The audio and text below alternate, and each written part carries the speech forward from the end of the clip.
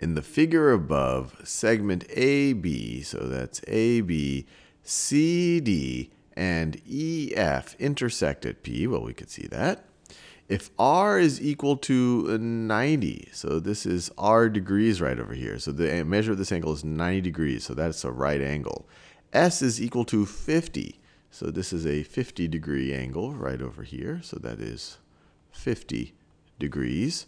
T is equal to 60, so T is equal to 60, so that right over there is a 60-degree angle. U is equal to 45. They're giving us a lot of information here. So U is equal to 45. So this is a 45-degree angle there.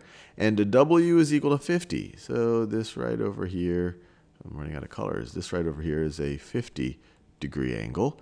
What is the value of X right over here? So we see a lot of triangles and we see some intersecting lines. So at least to my brain, that tells me that, well, I could probably use this information and the fact that the sum of the measures of the interior angles of a triangle add up to 180 to try to figure out as many of these angles as possible. And so the ones that jump out at me is I know for triangle APD, I know 2 of the angles, so I should be able to figure out the third. So for example, if this right over here, let's see, we've already used the variable x.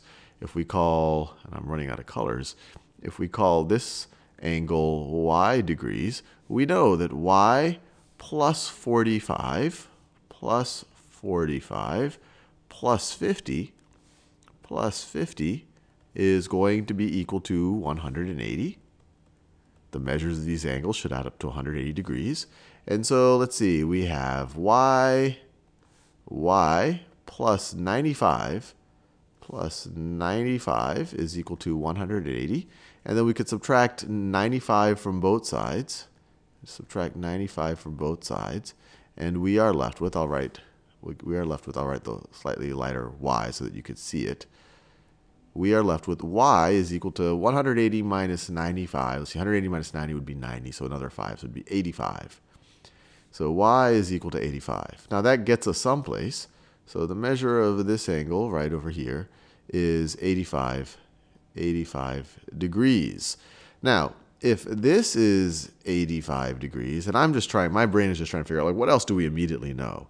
Well, what's a vertical angle for this? So if you look at A, B, and CD, we see that a vertical angle for this angle is angle CPB, is this angle right over here.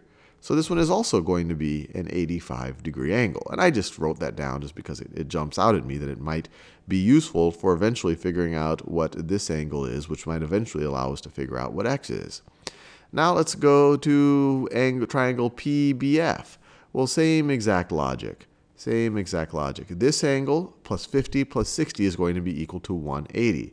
So I don't know if we called this angle, and I've definitely run out of colors at this point, but if we call this angle right over here angle z, or has a measure of z degrees, we could say that z plus 50 plus 60 is equal to 180.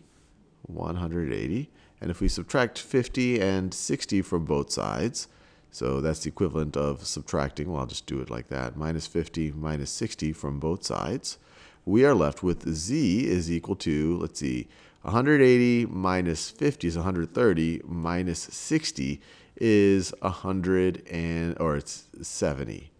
It is 70. Did I do that right? Yeah, that looks right. So z right over here, z is 70, or this is a 70-degree angle. Now, this by itself, and we could say, oh, well, we have this vertical angle here if we want, that's 70 degrees. But immediately, already I'm seeing where this is going. We can now immediately figure out, what this angle right over here is, because it is supplementary to the combination of this 85-degree angle and this 70-degree angle. So this angle, and I've definitely, let's just call that angle, I don't know, let's call it lowercase a, or let's say this is, the measure of that angle is lowercase a degrees. We now know that a plus 85 plus 70 is going to be equal to 180. And so let's see, this is the same thing as saying that a plus 85 plus 70 is going to be 155. A plus 155 is equal to 180. Did I do that right? Yep. If it was, yep, that's right. And then you could subtract 155 from both sides. And you are left with A is equal to 25. We're still not quite done yet. So that the measure of that angle right over there is 25, or it's 25 degrees. And now we are close to getting to what we needed to get to. So this angle plus 90 plus this angle is going to be equal to 180. So 25 plus x plus 90 is equal to 180. Or we could say x plus 115 is equal to 180. Subtract 115 from both sides, you get x is equal to 80 minus 15 is 65. So x is equal to 65. So the key for doing something like this is to just become an angle figuring out machine. You see two angles here, it's a triangle, well, you could figure out the third. Hey, it's a vertical angle, you could figure that out. Two angles, you can figure that out. Hey, these three combined are essentially, you could go all the way around the line. They are supplementary to each other, and you could figure out this angle. Well, if you know this one and this one, then you can figure out what the question is asking us for.